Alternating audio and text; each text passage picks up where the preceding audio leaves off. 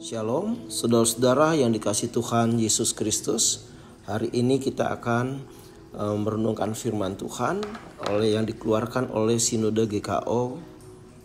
Dan saudara, hari ini akan kita mulai dan dengan bimbingan 4M, yaitu menerima, merenungkan, melakukan, dan membagikan firman Tuhan. Tema hari ini adalah Roh Kudus turun.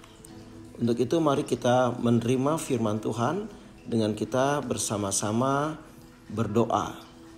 Bapa Tuhan Yesus dan Roh Kudus, terima kasih kalau malam hari ini kami boleh merenungkan firman-Mu. Engkau berkati, terpujilah Bapa, Yesus dan Roh Kudus, supaya Tuhan kami mengerti dampak dari orang yang dipenuhi oleh Roh Kudus atau dicurahi oleh Roh Kudus. Di dalam nama Tuhan Yesus kami berdoa, haleluya, amin.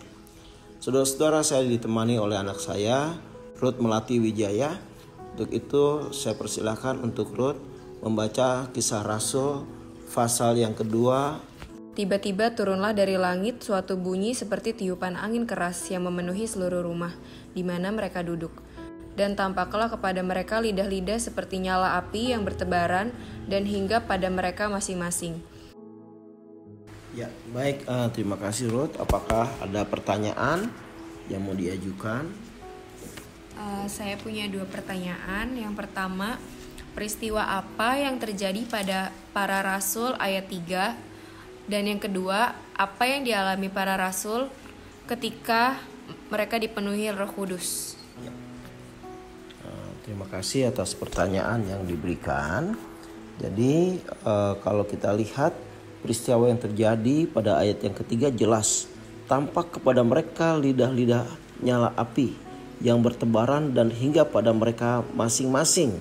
Ya, jadi waktu dicurahkan kuasa Roh Kudus yang dikatakan seperti bunyi seperti tiupan angin keras yang memenuhi seluruh rumah, dan mereka kemudian tiba-tiba dipenuhi dengan Roh Kudus dan ada lidah-lidah api di atas kepala mereka, karena Allah kita adalah api, saudara-saudara yang dikasihi Tuhan Yesus. Dan waktu mereka dipenuhi Roh Kudus, mereka mulai berkata-kata dalam bahasa lain, yaitu bahasa roh yang kita sebut. Karena sebelumnya memang juga Tuhan katakan dan Tuhan janji, ya, waktu dia mau naik ke surga, bahwa ia akan mengirim roh penolong, ya, bagi para rasul. Ya, penolong itu yang dimaksud adalah Roh Kudus, ya. Di mana akhirnya para murid atau para rasul itu berkata-kata, saudara-saudara, yang dengan bahasa-bahasa yang sebelumnya dia tidak mengerti, yaitu orang bahasa Partia, Media, Elam, penduduk Mesopotamia, Yudea dan Kapadokia, Pontus dan Asia, Virginia, Pamfilia, Mesir dan daerah-daerah Libya yang berdekatan dengan Kirene. Nah, saudara-saudara, pada saat itu para rasul menceritakan tentang perbuatan-perbuatan besar Allah.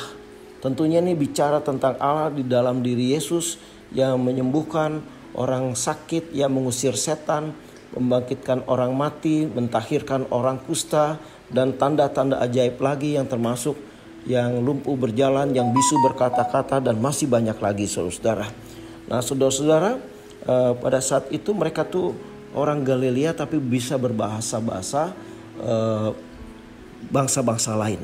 Nah, saudara-saudara yang dikasihi Tuhan Yesus, Roh memberikan karunia, ya, sehingga bahasa roh itu nggak bisa dipelajarin. Itu bisanya diminta kepada Tuhan dengan membayar harga, dengan banyak berdoa, hidup saleh, ya tuh, dan juga ikut firman. Tetapi karunia roh itu bukan hanya berbahasa roh, ya, banyak karunia yang lain, termasuk juga karunia mujizat, karunia hikmat, ya, pengetahuan, pengajaran, dan lain-lain lagi, saudara-saudara. Jadi tidak benar kalau dikatakan bahasa roh itu bisa diajar, ya.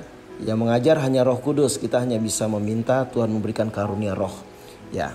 Baik, saudara-saudara, dan kita lihat bagaimana pemberitaan Injil itu sebenarnya dilakukan oleh Roh Kudus sendiri, ya. Bagaimana mereka tiba-tiba dikasih bahasa-bahasa lain untuk menyampaikan Injil Kerajaan Allah, untuk menyampaikan berita-berita baik dari Tuhan, berita-berita pembebasan, ya. Nah, untuk itu saudara-saudara, sekali lagi kepada orang-orang yang percaya, kita harus meyakini bahwa di dalam diri kita ada Roh Allah, yaitu Roh Kudus.